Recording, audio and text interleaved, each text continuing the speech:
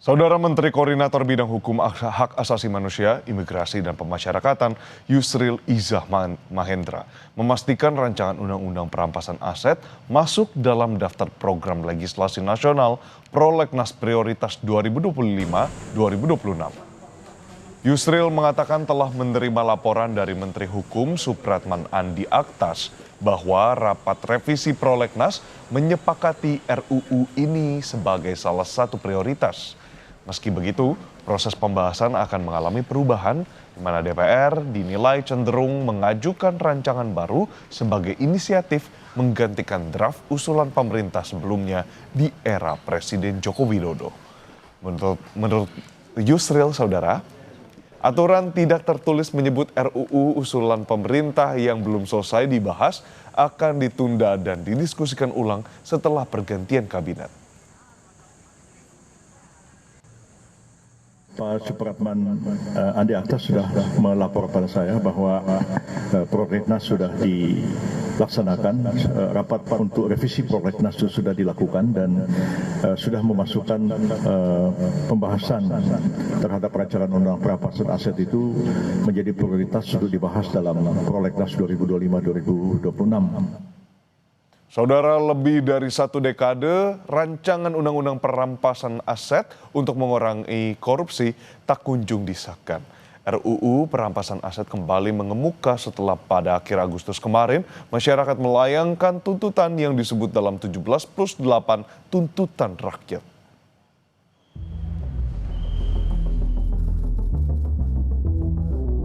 Belasan tahun rancangan Undang-Undang Perampasan Aset yang digadang-gadang menjadi senjata ampuh dalam pemberantasan korupsi bergelut di balik meja politik.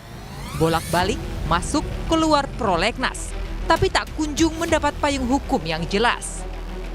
Kini, pada 2025, RUU Perampasan Aset kembali mengemuka setelah pada akhir Agustus kemarin, masyarakat melayangkan tuntutan yang disebut dalam 17+8 tuntutan rakyat. Salah satunya mempertanyakan kapan RUU Perampasan Aset disahkan. Publik sudah muak dengan korupsi yang masih merajalela.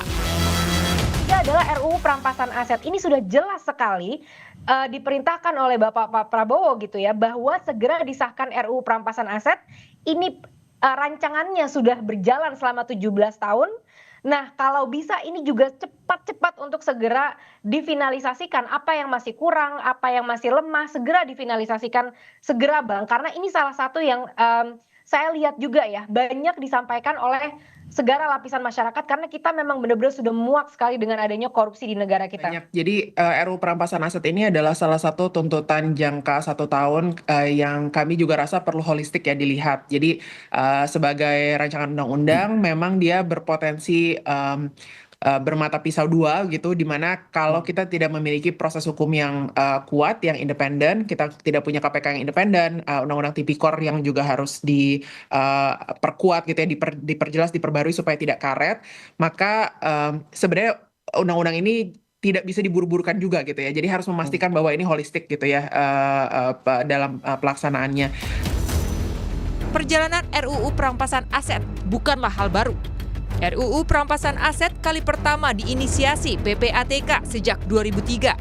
RUU ini kemudian masuk program legislasi nasional DPR pada 2005 hingga 2009. Dari total 31 RUU Prolegnas Prioritas 2008. Di periode berikutnya, RUU Perampasan Aset kembali masuk Prolegnas dan berubah nama menjadi RUU Perampasan Aset Tindak Pidana.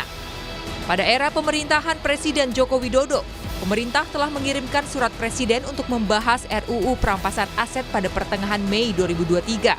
Akan tetapi, hingga masa jabatan DPR periode 2019 hingga 2024 berakhir, surat presiden tidak ditindaklanjuti ke pembahasan RUU.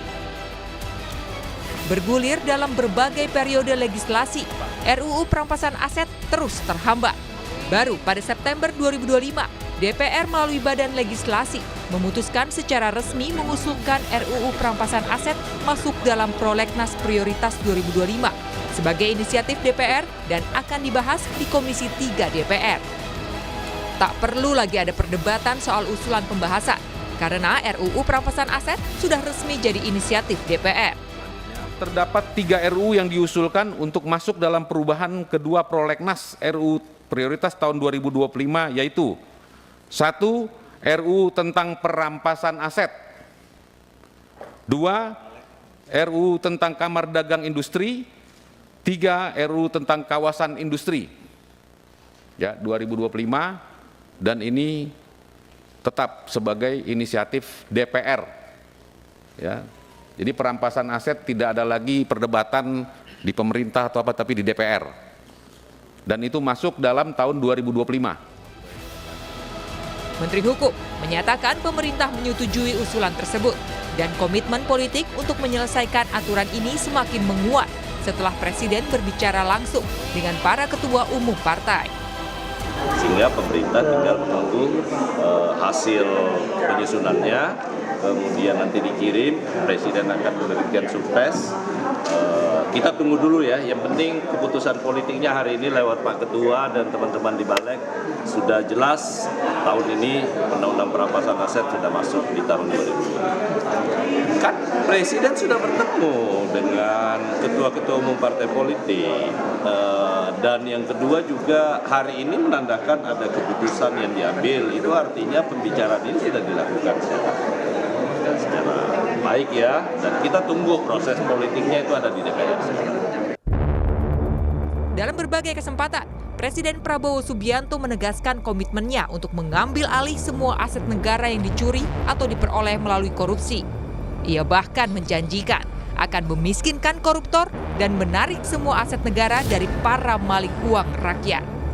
Saudara-saudara, dalam rangka juga pemberantasan korupsi, saya mendukung Undang-Undang Perampasan Aset, saya mendukung. Enak aja, udah nyolong, nggak mau kembalikan aset, gue tarik aja deh itu. Setuju? Tetapi, apakah janji politik dan retorika Presiden ini bisa diterjemahkan menjadi undang-undang yang efektif? Meski janji tersebut memberi harapan, jika RUU Perampasan Aset benar-benar dirancang dengan serius dan memiliki daya paksa, koruptor tak lagi bisa bersembunyi di balik kerumitan hukum maupun kelemahan penegakan hukum. RUU Perampasan Aset bisa dianggap senjata revolusioner dalam pemberantas korupsi. Ya, menurut saya sangat penting, makanya saya sebutkan bahwa RUU Perampasan Aset itu adalah langkah revolusioner dalam rangka salah satunya upaya pemberantasan korupsi. Meskipun di dalamnya itu bukan hanya soal korupsi saja, tapi terhadap semua tindak pidana, gitu.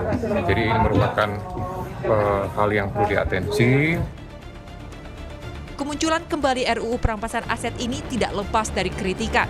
Pusat Kajian Anti Korupsi Universitas Gadjah Mada lewat peneliti Zainur Rohman memberikan alarm keras. Jangan sampai RUU ini hanya menjadi undang-undang yang bisa disalahgunakan. Akuntabilitas setiap aparat penegak hukum juga harus diatur di dalam undang-undang.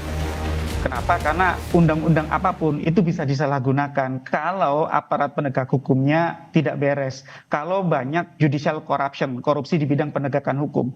Oleh karena itu menurut saya ada 2 langkah. Yang pertama, di dalam rancangannya sendiri, di dalamnya harus ada akuntabilitas setiap tindakan aparat penegak hukum. Harus meminta persetujuan kepada hakim atau pengadilan sehingga tidak kemudian semaunya sendiri mudah menyalahgunakan kewenangan. RUU Perampasan Aset bukan sekadar naskah hukum. Jika terus ditunda, koruptor terus merajalela dan rakyat tetap merana.